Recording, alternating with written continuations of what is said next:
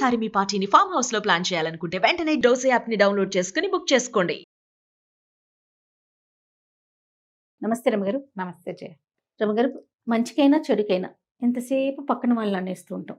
మంచి జరిగితే మన గొప్ప, చెడు జరిగితే వాళ్ళ వల్లనే.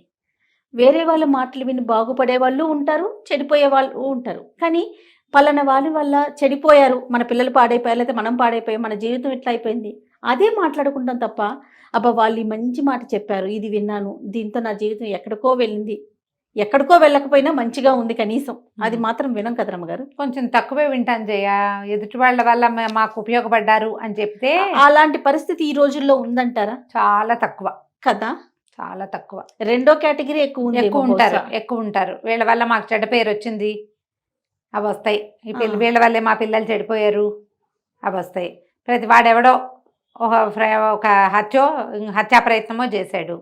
ఎందుకు చేశారంటే నా ఫ్రెండ్స్ నన్ను రెచ్చగొట్టారంటాడు. అదే కారణం. మన సినిమాల్లో కూడా చూస్తాం. అమ్మాయి నిన్ను ఎందుకు ప్రేమించదు, నువ్వు దాని వెనకాల పడుతుంటే దానికి నీ మీద ప్రేమ లేకపోవడం ఏంటి, దాన్ని చంపేయాలి, నీకు దక్కంది ఇంకెవరికి దక్కకూడదు, నిన్నే కాదందా దానికి ఎంత గుండెలు, ఇలా పిచ్చిబాగుళ్ళు బాగుతారు. దాంతో వీడు దాని మీద యాసిడ్ పోస్తాడు, తీసుకుపోయి యాసిడ్ పోస్తాడు, కత్తులు పెట్టి నరికేస్తారు, పొడి చేస్తారు, చంపేస్తారు. ఫ్రెండ్స్ని ఎవరినో తీసుకెళ్ళి దాని మీద ఉసిగొలుపుతారు, పీక విసికేస్తారు. ఎన్ని చూసాం.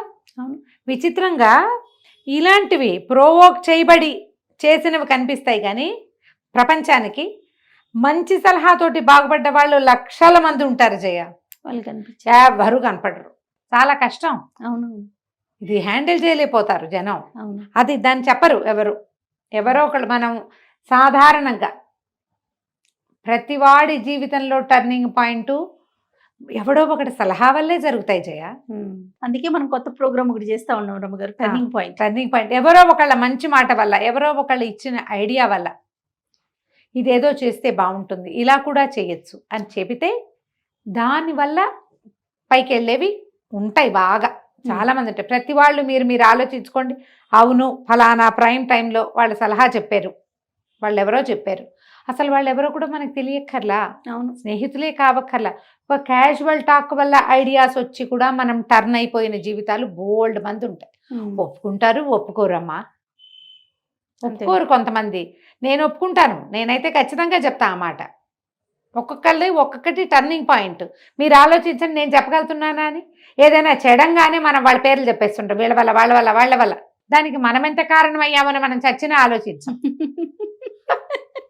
ఆలోచించాం కదా. మన మనస్తత్వాలు అట్లా ఉంటాయి మనుషులవి. ఒక తమాషా కథ ఉంది జయ. ఒక అడవిలోనట పెద్ద పులి, అది రాజుగా ఉండేదట. తొలి కాలంలో అది రాజు అయినప్పుడు ఒక హంస, నెమలి దాని దగ్గర మంత్రులుగా ఉండేవాళ్ళు. హంస ఎంత మృదువైనది, నెమలి ఎంత నాజుకైనది. హంస నెమలి ఉండేవి. అయితే ఏమైంది, ఒక రోజునట వీళ్ళు అడవిలో కొలువుదీరి అన్నీ మాట్లాడుకుంటుంటే దూరం నుంచి ఒక బ్రాహ్మణుడు వచ్చాడట. పులి పొలకుబ తెలిసిపోతుంది, అది ఉన్నప్పుడు నిశ్శబ్దంగా ఉంటుంది అడవంతా. బ్రాహ్మడు ఆ పులిని చూసి వణికిపోయాడట. అప్పుడు ఈ నెమలి, హంస వెళ్ళి బ్రాహ్మడి దగ్గరికి, అయ్యా రండి, మహారాజు గారు కొలువు చేశారు, మా అడవి రాజుగారు, మీరు తప్పకుండా వారిని దర్శించాలి అని వెంబడి పెట్టు తీసుకొచ్చాడు. పులి దగ్గరికి వెళ్తుంటే పెదవులు వణికిపోయి, కాళ్ళు వణికిపోయి వచ్చేసేలాగుంది.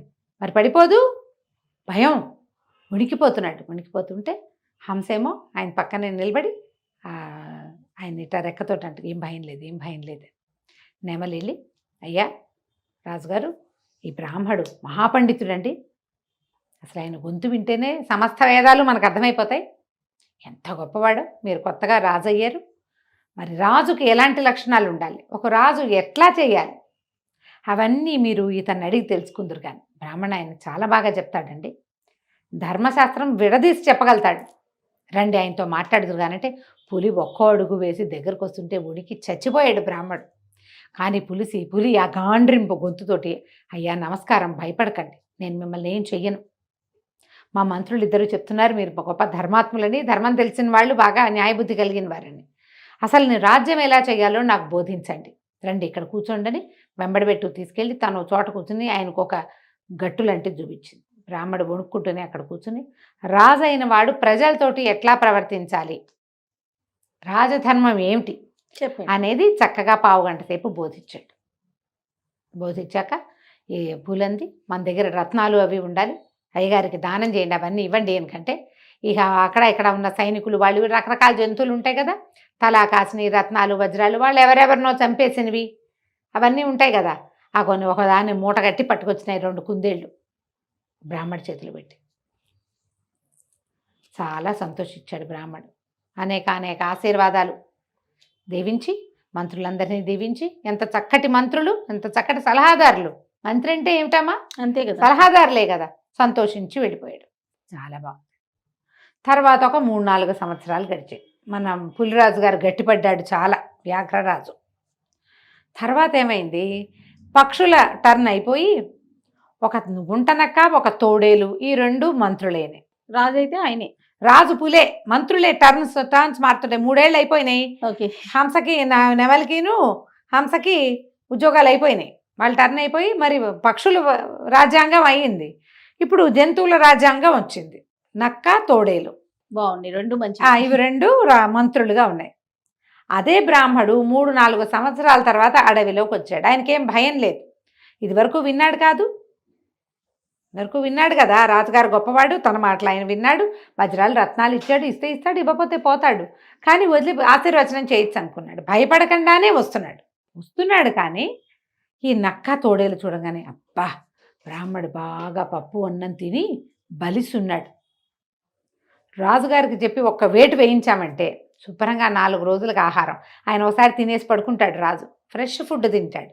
మనం 4 రోజులు దాచుకుని తినచ్చు. మానవ మాంసం అతి మధురంగా ఉంటుంది. పైగా వీడు అవి ఇవి తిన్నవాడు కాదు, వచ్చేవాడు. పప్పు అన్నం తిని ఆకుకూరలు తిని ఎద్దు ఆవులాగా రుచికరమైన మాంసం వీడిది. శాకాహారుల మాంసం రుచిగా ఉంటుంది అని చెప్పి రాజుగారికి చెప్పారు. రాజా, ఒక బ్రాహ్మడు వస్తున్నాడు, నయానో భయానో మీ దగ్గరికి తెస్తాం, ఒక్క దూకు దూకితే చాలు, ఒకటే దూకు, భయంతో చస్తాడు, మీరు హాయిగా భుజించవచ్చు, వేడి నరమాంసం మహారుచి. పైగా ఇతడు బ్రాహ్మడు, శాకాహారి, సాత్వికుడు, రుచికరమైన మాంసం కలిగినవాడు. తర్వాత 4 రోజులు మా ఆహారం గురించి మీకు పోచీ లేదు, మేము ఇతనితో సరిపెట్టుకుంటాం. పులి లేచి నిలబడింది, ఆలోచిస్తోంది.